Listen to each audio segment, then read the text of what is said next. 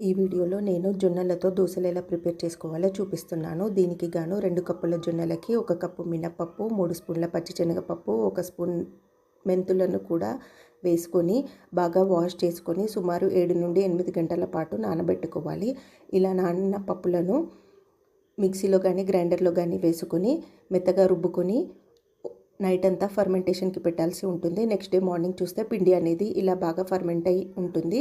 దీంట్లో తగినంత సాల్ట్, వాటర్ని యాడ్ చేసుకొని బాగా కలుపుకొని స్టవ్ పైన ప్యాన్ పెట్టి దోశలా వేసుకోవాలి.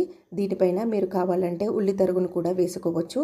కొద్దిగా ఆయిల్ని కూడా యాడ్ చేసుకొని 2 వైపులా ఎర్రగా వేయించి తీసుకుంటే జొన్నలతో చేసిన దోశ అనేది రెడీ అవుతుంది. దీన్ని మీకు నచ్చిన చట్నీతో సర్వ్ చేసుకోండి.